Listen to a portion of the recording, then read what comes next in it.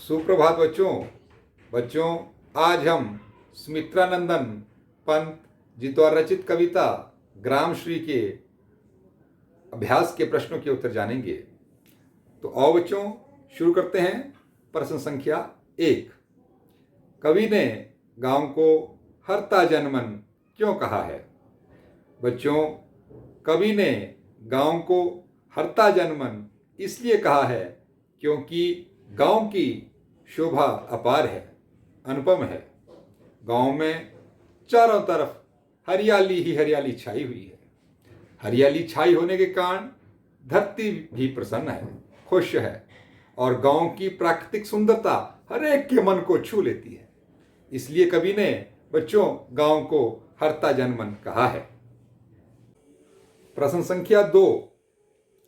कविता में कवि ने किस मौसम के सौंदर्य का वर्णन किया है? बच्चों, प्रस्तुत कविता में कवि ने बसंत ऋतु के सौंदर्य का वर्णन किया है क्योंकि इसी ऋतु में सरसों के पीले फूल खिलते हैं और धरती पर चारों ओर हरियाली ही हरियाली छाई होती है। प्रश्न संख्या 3। गांव को मरकत डिब्बे सा खुला क्यों कहा गया है?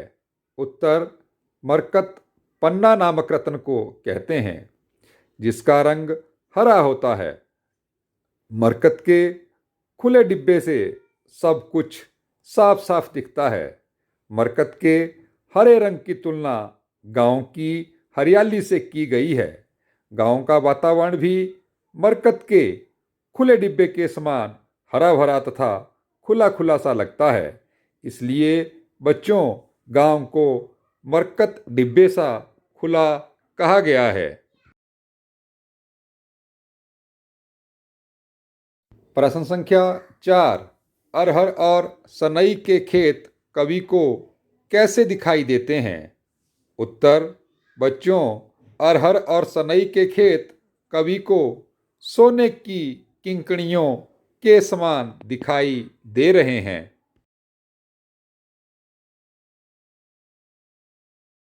प्रश्न संख्या 5। भाव स्पष्ट कीजिए। क, बालू के सांपों से अंकित गांव की सतरंगी रेती।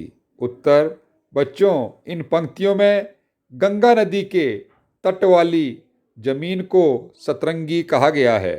रेत पर टेढ़ी मेढ़ी रेखाएं हैं जो सूरज की किरणों के प्रभाव से चमकने लगती हैं। यह रेखाएं टेढ़ी चाल चलने वाले सांपों के समान प्रतीत होती हैं। ख भाग, हंसमुख हरियाली हिम आतप सुख से अलसाए से सोए। उत्तर, बच्चों, प्रस्तुत पंक्तियों में गांव की हरियाली का वर्णन किया गया है। सूरज के प्रकाश से जगमगाती हुई हरियाली हंसमुख सी प्रतीत होती है। सर्दी की धूप भी खिली खिली है। ऐसे में ऐसा लगता है जैसे दोनों आलस्य से भरकर सोए हुए हों।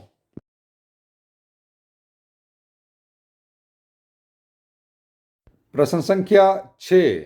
निम्न पंक्तियों में कौन सा अलंकार है? तिनकों के हरे हरे तन में हिल हरित रुधिर है झलक रहा। उत्तर, बच्चों, हरे हरे में पुनरुक्ति अलंकार है, हिल हरित में अनुप्रास अलंकार और तिनकों के तन पर में बच्चों मानवीकरण अलंकार है। प्रश्न संख्या 7। इस कविता में जिस गांव का चित्रण हुआ है वह भारत के किस भाग पर स्थित है? उत्तर, बच्चों, इस कविता में उत्तरी भारत के गांव का चित्रण हुआ है। उत्तरी भारत भारत के खेती प्रधान राज्यों में प्रमुख है। रचना और अभिव्यक्ति। प्रश्न संख्या 8। भाव और भाषा की दृष्टि से आपको यह कविता कैसी लगी? उसका वर्णन अपने शब्दों में कीजिए। उत्तर, बच्चों, यह कविता भाव और भाषा दोनों की दृष्टि से अत्यंत सहज और आकर्षक है। इस कविता में प्रकृति का लुभावना, मनभावना और सुंदर वर्णन हुआ है। कवि ने प्रकृति का मानवीकरण किया है। कविता की भाषा भी सरल और मधुर और प्रवाहमयी है। अलंकारों का प्रयोग करके कविता के सौंदर्य में वृद्धि हुई है।